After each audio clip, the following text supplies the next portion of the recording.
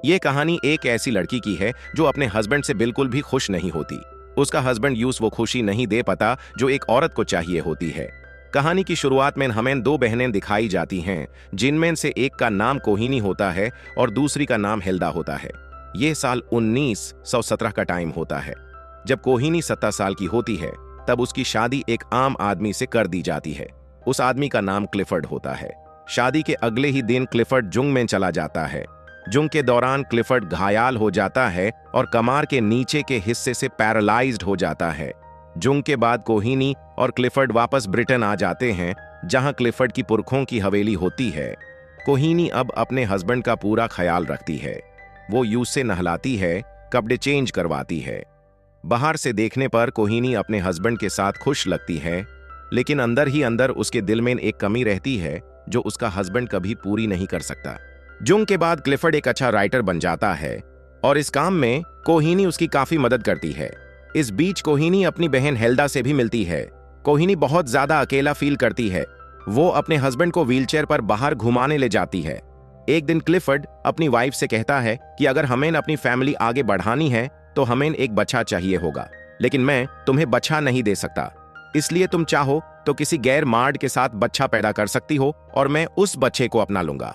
साथ ही वो ये भी कहता है कि तुम जिस मार्ड के साथ होगी उसका नाम मुझे कभी मत बताना। कुछ टाइम बाद कोहिनी से मिलने के लिए उसकी बहन हेल्दा आती है, जो लंदन में रहती है। हेल्दा देखती है कि कोहिनी बहुत ज्यादा दबली पतली हो गई है, क्योंकि वो हर वक्त क्लिफर्ड की सेवा करती रहती है। इसलिए हेल्दा क्लिफर्ड से कहती है कि तुम अपनी देखभाल के लिए एक मेड रखो, ताकि मेरी बहन को थोड़ी आजादी मिल सके, क्योंकि उसे घूमना फिरना पसंद है। इस बात पर क्लिफर्ड मिस बोल्टन नाम की एक नौकरानी को रख लेता है। अब कोहिनी काफी आजाद हो जाती है और वो अक्सर जंगल में घूमने जाने लगती है। एक दिन जब कोहिनी जंगल जाती है तब वहां उसकी मुलाकात एक आदमी से होती है जो नहा रहा होता है। इस आदमी का नाम ओलिवर मेलर्स होता है। ओलिवर भी क्लिफर्ड के लिए काम करता होता है। ओलिवर से मिलकर कोहिनी बहुत खुश होती है। यूस पता चलता है कि ओलिवर शादीशुदा है, लेकिन उसकी बीवी यूस छोड़कर किसी और मार्ड के साथ रह रही होती है। ओलिवर जंगल के बीच एक छोटी सी झोपड़ी में अकेला रहता होता है। ओलिवर को देखकर कोहिनी के अंदर की मरी हुई इच्छाएं दोबारा जाग जाती हैं।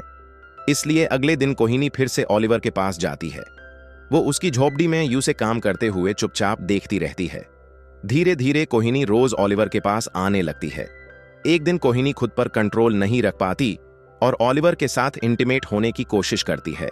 पहले ओलिवर माना करता है, क्योंकि वो सिर्फ उसका नौकर होता है, लेकिन कोहिनी के कहने पर वो मान जाता है और दोनों वही इंटीमेट हो जाते हैं।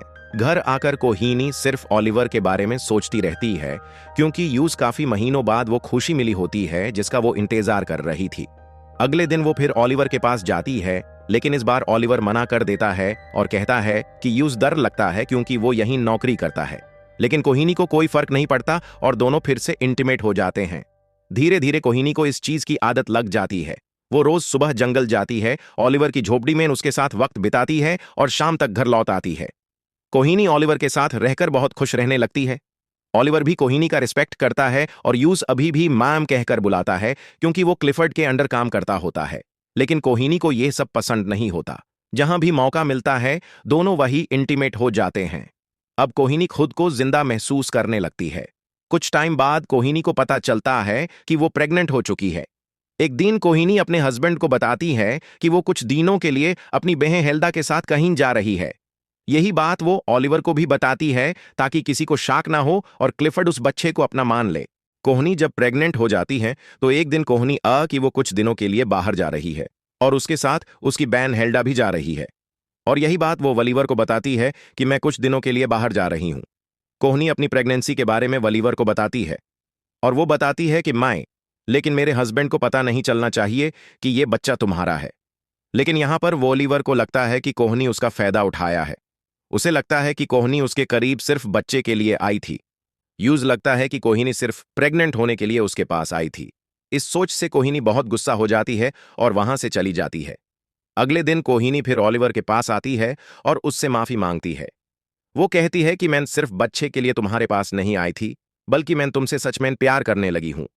वो ये भी कहती है कि वो अपने हस्बैंड को डिवोर्स देना चाहती है, ताकि ओलिवर के साथ रह सके।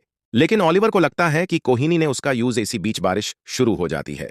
बारिश देखकर कोहिनी बहुत खुश होती है और दोनों बारिश में भीगते हुए एक साथ खुशी के पल बिताते हैं। लेकिन हवेली के अंदर क्लिफर्ड बहुत ज्यादा परेशान होता है क्योंकि कोहिनी अभी तक घर वापस नहीं आई होती। उसकी मेड मिस बोल्टन उसे ढूंढते हुए जंगल के अंदर जाती है, जहां वो देखती है कि कोहिनी ओलिवर के साथ है। जब कोहिनी घर लौटती हैं तो क्लिफर्ड यूज बहुत डांटता है। अगले दिन हेल्दा वहां आ जाती है और कोहिनी अपनी बहन को देखकर बहुत खुश हो जाती है। कोहिनी अपनी बहन को सारी सच्चाई बता देती है कि यूज कैसे प्यार हो गया है, लेकिन हेल्दा को यह बात बिल्कुल पसंद नहीं आती कि वो एक नौकर से प्यार कर रही है। हेल्दा कहती है कि जिसे तुम प्यार समझ रही हो वो प्यार नहीं बल्कि एक तरह का पागलपन है। कोहिनी अपनी बहन को ओलिवर से मिलवाने के लिए ले जाती है। हेल्दा ओलिवर से पूछती है कि तुम दोनों का फ्यूचर प्लान क्या है, क्योंकि जैसे ही ये बात सामने आएगी तुम्हें नौकरी से निकाल दिया जाएगा। फिर तुम दोनों साथ कैसे खुश रह पाओगे। ये बात ओलिवर को भी समझ आ जाती है। वो कोहिनी से कहता है कि हमें फ्यूचर के बारे में सोचना चाहिए। इसलिए दोनों आखिरी बार इंटीमेट होते हैं, क्योंकि कोहिनी अगले दिन सुबह वेनिस के लिए निकालने वाली होती है। अगले दिन कोहिनी अपनी बहन हेल्दा के साथ वेनिस चली जाती है। वहां जाकर वो खुद को अकेला महसूस करती है। उधर ब्रिटेन में आसपास के लोगों को पता चल जाता है कि क्लिफर्ड की वाइफ का ओलिवर के साथ अफेयर चल रहा था।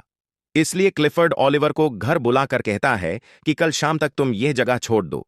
मिस बोल्टन ये बात कोहिनी को बता देती है कि हर जगह तुम्हारे बारे में बातें हो रही हैं और ओलिवर को नौकरी से निकाल दिया गया है। कोहिनी ओलिवर से मिलने जाती है। ओलिवर कहता है कि इस वक्त दोनों का अलग होना ही बेहतर है, लेकिन वो ये भी कहता है कि तुम जहां भी रहोगी मैं तुम्हें ढूंढ लूंगा। ओलिवर के जाने के बाद कोहिनी अपने हस्बैंड के पास जाती है और डिवोर्स मांगती है, क्योंकि वो अब और ज्यादा खुश नहीं रह सकती। वो पूरी तरह आजाद होना चाहती है। कोहिनी फिर वेनिस वापस चली जाती है, लेकिन ओलिवर की यादों से बाहर नहीं आ पाती। लोग भी उसके बारे में बुरा भला बोलते रहते हैं। एक दिन हेल्दा उसके पास आती है और बताती है कि शायद ओलिवर ने तुम्हें ढूंढ लिया है, क्योंकि ओलिवर का लेटर आया है। कोहिनी को पता चलता है कि ओलिवर अब स्कॉटलैंड में रह रहा है। वो ओलिवर से मिलने के लिए स्कॉटलैंड जाती है और यूज ढूंढने की बहुत कोशिश करती है। पहले वो यूज नहीं मिलता, लेकिन अचानक ओलिवर पीछे से आ जाता है। दोनों मिल जाते हैं और अब उन्हें अलग करने वाला कोई नहीं होता। इसी के साथ ये कहानी खत्म हो जाती है। जाने से पहले आप सब लोग मेरा मूवी शॉक चैनल सब्सक्राइब करें। ऐसे ही मूवी एक्सप्लेन्ड वीडियोस मिलते रहेंगे। हमेशा खुश रहिए।